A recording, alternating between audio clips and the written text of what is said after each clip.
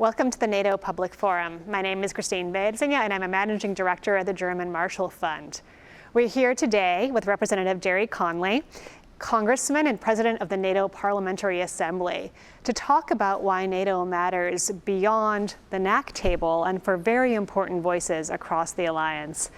Congressman, how do we think about the factors that are at play and the people who need to be a part of the NATO conversation? What is the Parliamentary Assembly? Well, the Parliamentary Assembly is in a sense, the legislative arm of NATO.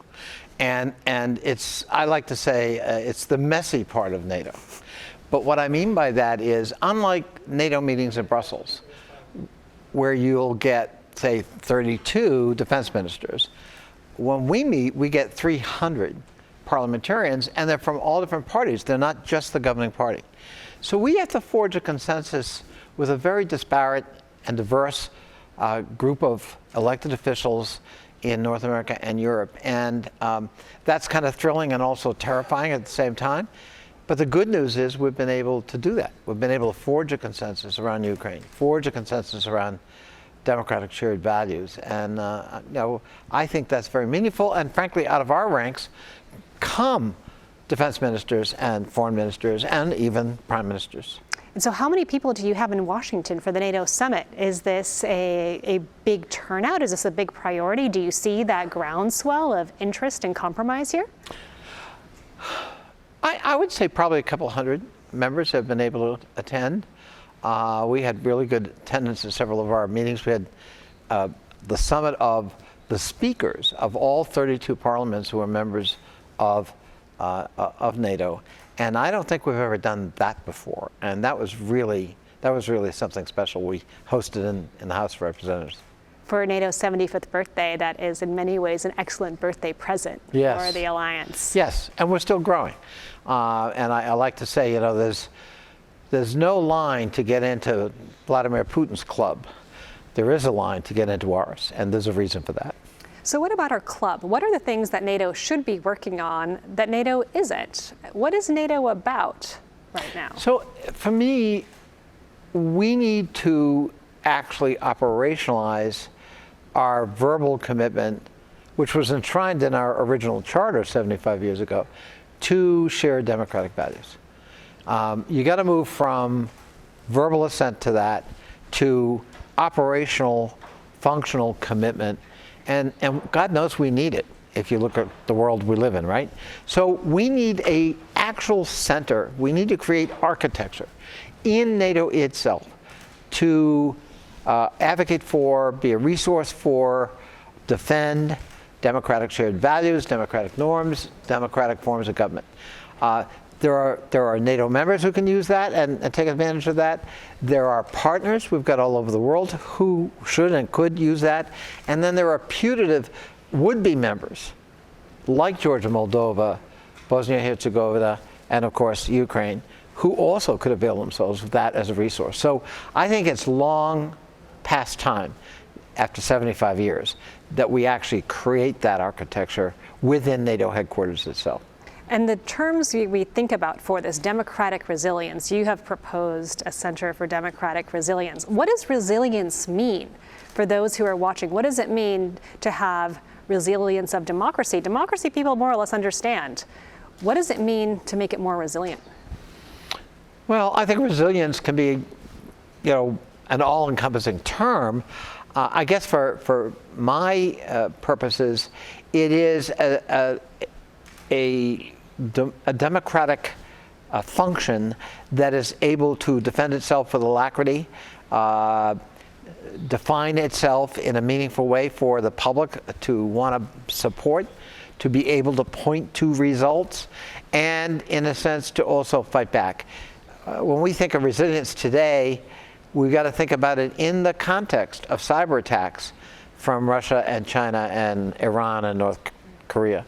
We've got disinformation campaigns that are designed to undermine democratic structures and to poison public attitudes with misinformation or outright fabrications. So resilience, how do we fight back? How do we protect ourselves? And in fact, how do we be proactive in anticipating those threats and thwarting them before they ever become real. Are you close? Is the alliance on board with getting to the Center for Democratic Resilience? How do the allies feel about this, and how do the members of the Parliamentary Assembly feel about this? So it's an interesting question. When I first put this forward a few years ago, the reaction was, well, that's kind of quixotic, and well, we all subscribe to that. We don't need to prove it. The European Union can do that. Some think tank like the German Marshall Fund, they can do that. And I'm thinking, well, but when do we have a responsibility? And it's written in our charter. And by the way, if we're not willing to do this, then we're just a military alliance that doesn't like Russia. I don't think that's sustainable in the current 21st century. So I think having a raison d'etre, a purpose that is explicit and has formal architecture committed to it, is really important.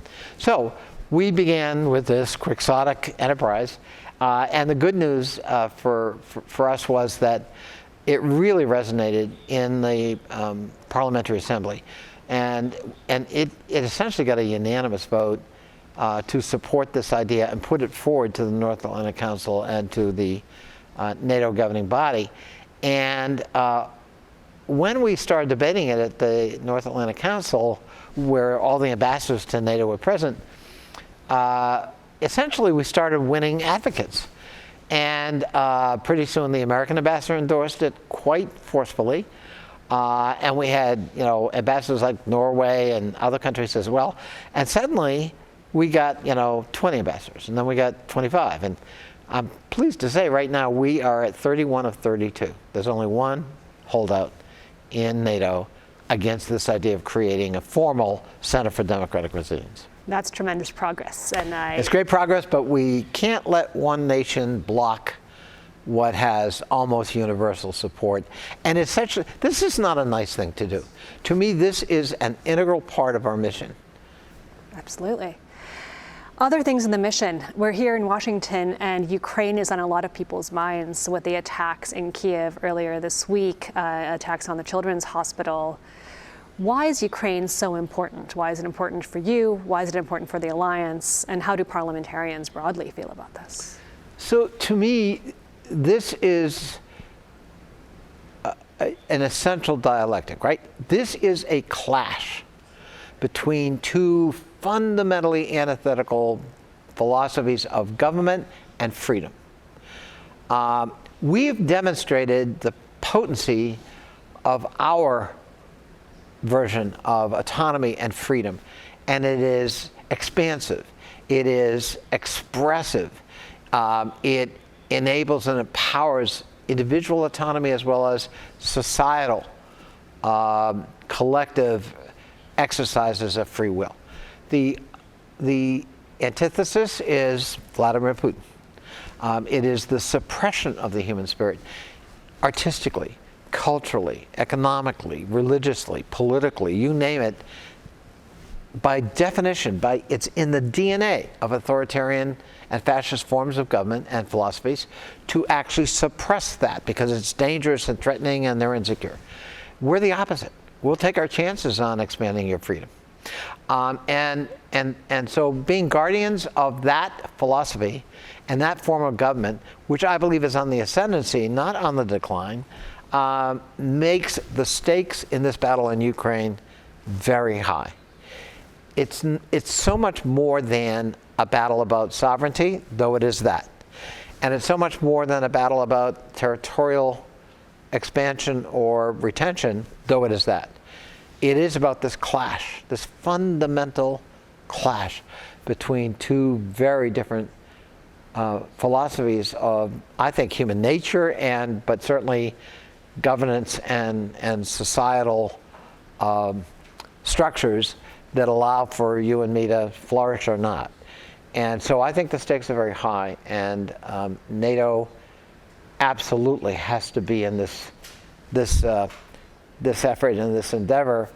And the good news is I think we've acquitted ourselves pretty well. And combined with the courage of the Ukrainian people and their resilience and our supply and equipment and solidarity, the Russians have been thrown back on their heels. And they're not 10 feet tall, after all. They're about 3.5 feet tall.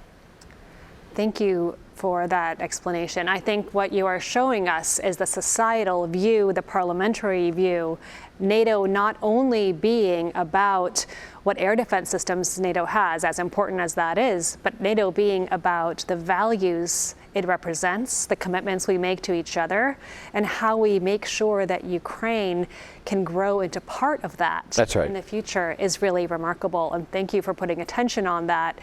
It feels like the 32 at the table need to make sure the air defense piece works. That's right. But I think having you and the Parliamentary Assembly think about, well, what it really means and what are we fighting for at the end of the day is so tremendously important. Absolutely. And I'll tell you, the diversity, including especially among new members of both our Parliamentary Assembly and NATO itself, so you don't have to explain to the Baltic republics what the threat is from Russia, or Romania, or some of the other former Soviet satellites. They don't need any explanation of the nature of the threat, nor are they going to rationalize it away. And unfortunately, it took this war to help many of our allies stop their magical thinking about Russia and Putin. He is a depraved sociopath, and you just saw it this week with a children's hospital. And so we're moving in the right direction. And thank you for pushing and making sure that there are voices from across the alliance that can keep pushing that. Absolutely. And thank you all for listening. We're having more programming from the NATO Public Forum, and of course, your voices and your interest, much as the Parliamentary Assemblies and everyone who is a part of NATO, is profoundly important.